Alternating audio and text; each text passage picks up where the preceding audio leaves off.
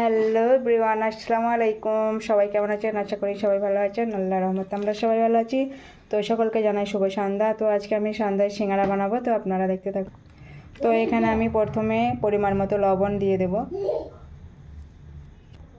আর এখানে দেখুন আমি ডালদাটাকে গলিয়ে নিয়েছি, এবার দিয়ে দেব।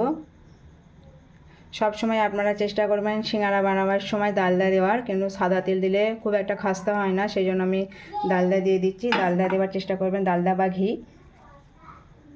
হ্যাঁ, এবার এটাকে ভালো করে মিক্স করতে হবে। তো ময়দাটা ভালো করে মেশানো হয়ে গেছে। তো এবার হাতে করে তুলে দেখবেন যে যখন মুঠো করা যাচ্ছে তখন জানবেন যে এটা হয়ে গেছে। এবার আমি এখানে উষ্ণ গরম পানি করে নিয়েছি, এবার দিয়ে দেব। অল্প অল্প করে দিয়ে মাখাতে থাকবো। তো এখানে আমি একটা স্পেশাল চাটনি বানাবো, দিয়ে দেবো এখানে 5 ফোড়ন, অল্প আদা কুচি, লঙ্কার গুঁড়ো, তারপরে এখানে দিয়ে দেবো পাকা তেঁতুল, মানে এটা ভিজে রেখেছিলাম তাইটা দিয়ে দেবো।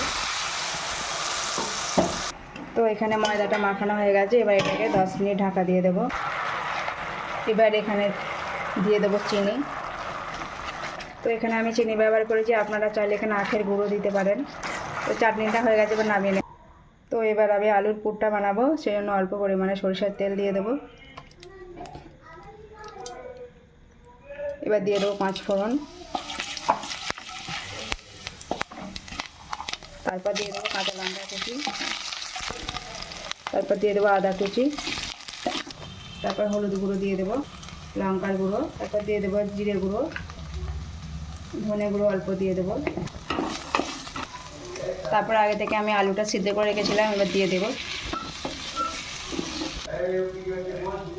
তারপর অল্প লবণ দিয়ে দেবো, কাসুরি মেথি দিয়ে দেবো অল্প। এবার এই ভাজা বাদামগুলো দিয়ে দেবো, গরম মশলার গুঁড়ো অল্প পরিমাণে দিয়ে দেবো।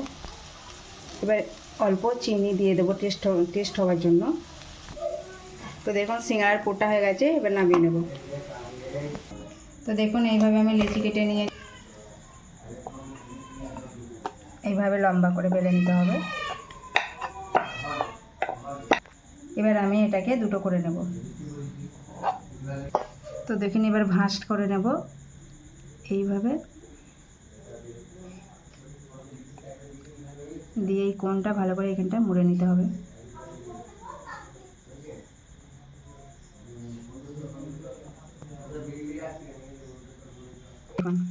এবার এর ভিতরে পুরটা দিয়ে দেবো।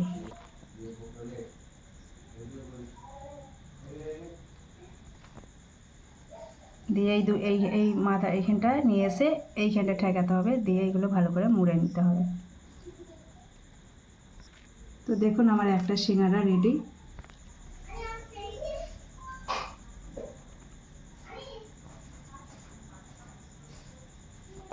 আর দেখাতে হবে না। তো দেখুন আমার সিঙ্গারাগুলো সব হয়ে গেছে রেডি করা, এবার আমি ভেজে নেব। তো এখানে উষ্ণ গরম হয়ে গেছে, আমি হাত দিয়ে দেখে নিয়েছি। তো এবার আমি খুব গরম তেলে এটা দিলে হবে না, পুড়ে যেতে পারে। হালকা গরম হবে, কিন্তু ছাড়তে হবে। আমি এবার এক এক করে সব সিঙ্গারাগুলো দিয়ে দেব। তো আমার ভাজা কমপ্লিট, এবার আমি তুলে নেব। তো দেখুন ভাজা মাত্রই আমার মেয়ে তস হয়েছে না, আর খাবে বলেছে কখন খাবে। আর এখানে বাকিগুলো ভাজা হয়েছে। কেমন আছে সামার? তো বন্ধুদেরকে কিছু বলে দাও। আমার সামা দেখুন সিঙ্গারা খাবার বায়না করেছিল, আমার মেয়েরা আমার ছেলেরা সবাই বলেছিল সিঙ্গারা বানিয়েছি। আর কিছু আমার দেওরকে দিয়ে এসেছি, ওরা খাচ্ছে।